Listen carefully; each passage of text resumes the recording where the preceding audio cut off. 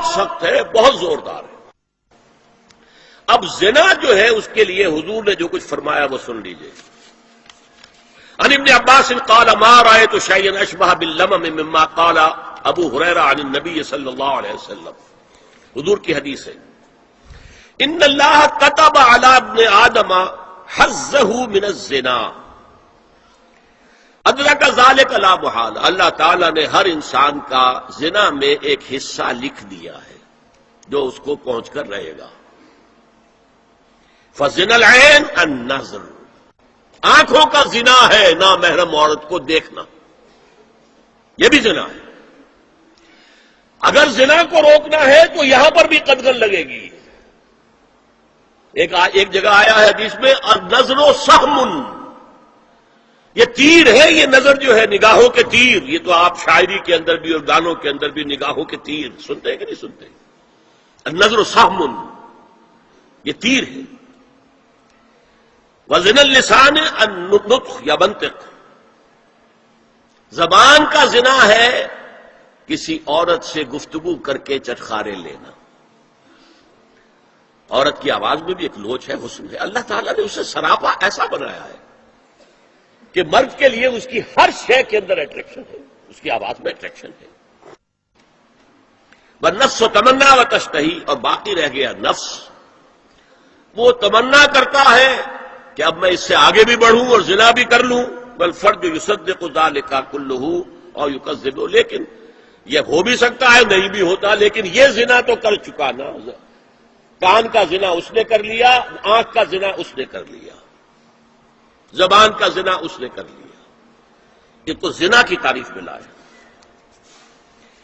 ایک اور روایت ہے جو مسلم میں ہے، عن ابی ہریرہ کتب علی ابن آدم نصیبہ من الزنا مدرک ذلک لا محالہ فالعینان زناہما النظر والاذنان زناہما الاستماع واللسان زناہما الکلام والید زناہا البطش والرجز زناہا الخطأ والقلب یہوی وتمنا۔ یہ زبان کا بھی زنا ہو رہا ہے، کان کا بھی زنا ہو رہا ہے، ہاتھ کا بھی ہو رہا ہے، کہیں لمس کیا ہے عورت کے جسم کو، ہاتھ ملایا ہے اس سے، اور چل کر کہیں جا رہا ہے دیکھنے کے لیے، یہ پاؤں کا زنا ہو رہا ہے۔ یہ ہے زنا کی شکلیں جو محمد الرسول اللہ صلی اللہ علیہ وسلم نے بیان کی ہے۔ تو زنا کا روک تھام، زنا کی جو ہمارے معاشرتی اہداف کے اندر بہت اہم ہے، بہت اہم ہے، بہت اہم، ورنہ معاشرہ ٹوٹ پھوٹ کا شکار ہو جائے گا۔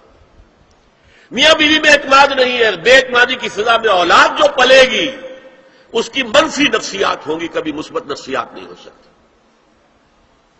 والدین میں محبت ہے، آپس میں اعتماد ہے، تو ایک دوسرے پر اعتماد ہے، ایک دوسرے کا لحاظ ہے، ایک دوسرے کی دلجوئی ہے، ایک دوسرے کی مدد ہے۔ یہ ساری چیزیں جو ہے وہ ایک فضا پیدا کرتی ہیں گھر کے اندر، وہ ایک نارمل، ایک صحت مند فضا جس میں کہ نئی نسل پروان چڑھے گی تو وہ ایک پازیٹیو اور مثبت نفسیات لے کر پیدا ہوگی۔ اچھا، اور دیکھیے اس میں کیا کیا کچھ حضور کی طرف سے آئے ہیں۔ حضرت جابر ابن عبداللہ فرماتے ہیں، من کان یؤمن باللہ والیوم الآخر فلا یخلون بامرأۃ لیس معها ذو محرم فإن ثالثہما الشیطان، رواہ احمد۔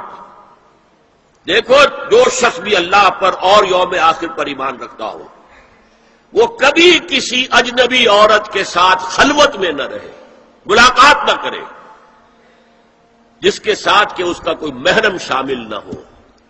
کوئی عورت آئی ہے آپ سے مسئلہ پوچھنے کے لیے، اس کا باپ، اس کا بیٹا، اس کا بھائی، اس کا شوہر ساتھ ہونا چاہیے، اکیلے نہیں، اس لیے کہ ثالثہما الشیطان۔ جہاں یہ ایک مرد اور ایک عورت جو ایک دوسرے کے لیے نامحرم ہے، جب ملیں گے تیسرا وہاں شیطان موجود ہوگا۔ اسی طرح حضرت ابن عباس کی روایت ہے، لا یخلون رجل بامرأۃ الا ومعها ذو محرم ولا تسافر المرأة الا مع ذی محرم۔ کوئی مرد کسی عورت کے ساتھ خلوت میں نہ ہو، اکیلے نہ ہو، مگر یہ کہ اس عورت کے ساتھ اس کا محرم موجود ہو، اور کوئی عورت سفر نہ کرے جب تک کہ اس کے ساتھ محرم موجود نہ ہو۔ اب آئیے چھٹی بات، اسلام میں جو اصلاح کی گئی ہے مختلف میدانوں میں،